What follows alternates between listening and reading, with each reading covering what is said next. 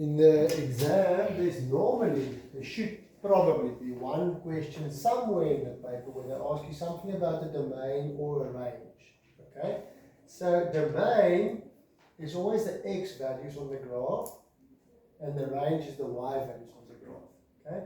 So if you look at, let's look at the range. It's easier to understand it with the parabola if you look at the range first. Okay, the range, the y values. If you look at this graph, it's going up, up, up, up to 4. That's the highest point.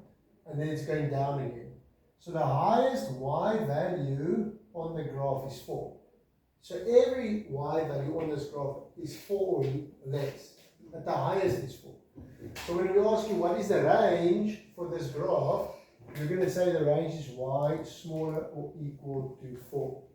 Okay, if I put, let's say I put a pen anywhere on the graph. What's that y value there? It's less than 4. What's the y value there? Less than 4.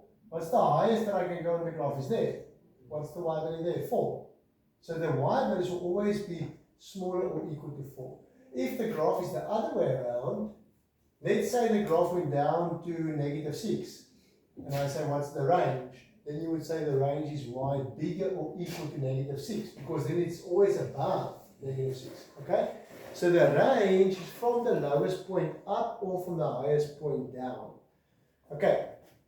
The nice thing about the parabola is because it's going this way and it keeps on going this way and then it keeps on going this way, the domain will just be x element real. X element real, which means all the real values, which is all of them. So because it keeps on going back -3, -4, -5 for x, +3, +4, +5 for x, any x values on the graph. Okay, x element real. So for parabola, whenever they ask you for the domain, you just write domain is x element real, but the range is either from the highest point down or from the lowest point up. Okay. For the hyperbola, it's also actually easy. Okay, the hyperbola has a domain and a range that also has everything included except for the asymptotes. Okay, this graph goes, you see from here, it comes closer and closer to 0, and then it goes this way up to where? It just keeps on going. Okay, here, it comes closer and closer to 0, and then this way it keeps on going back to -infinity. So all the x values on both sides, and you see it's going up. It never stops going up. And this part never stops going down. Okay? So it's going down to -infinity. It's going up to +infinity. It's going to the right to +infinity. Back to -infinity. The only parts that the hyperbola can't reach is the asymptotes. Can't reach it. So when you write down the domain, you're going to say x element real, all of them, except for the asymptote, which is x equal to 0. X is not equal to 0. And then for the range, you're going to say y element real and y not equal to 1, because that's the asymptote.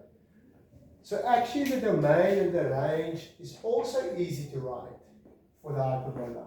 X element real, y element real, you just exclude the asymptotes, because it can't reach 0 and it can't reach 1. Y equal to 1, it never gets to 1. See, this one is coming closer to 1, it never gets there. This one is going up closer to 1, but it never gets to 1. So 1 is not on the graph. If I put my pen on 1, I'll never touch the graph. Okay, so it's excluded. And then for the exponential graph, the domain, let's look at the range first. It's from the lowest point up. So if you look at the exponential graph, the lowest point is just above the asymptote. The exponential graph has an asymptote, okay, always has an asymptote. For this one, I made it y to -2. That's your asymptote. So that means the exponential graph will always be above -2. So you're going to say for your range, y bigger or equal to -2. Okay, because it's going up. Let's say the asymptote was at 0. Then you're just going to say y bigger or equal to 0. But if it's swapped around, let's say the graph, the exponential graph is going down, because this one is going up. If it's going down, then you take it from the highest point down. Sorry, it's going to be bigger than -2. Not equal, because it doesn't touch -2. So y must be bigger than negative 2. Okay? If it's going down, you're going to say y is smaller than whatever the asymptote is. If the asymptote is at 4, say y is smaller than 4 if it's going down. Okay? And then the domain is also just x element real.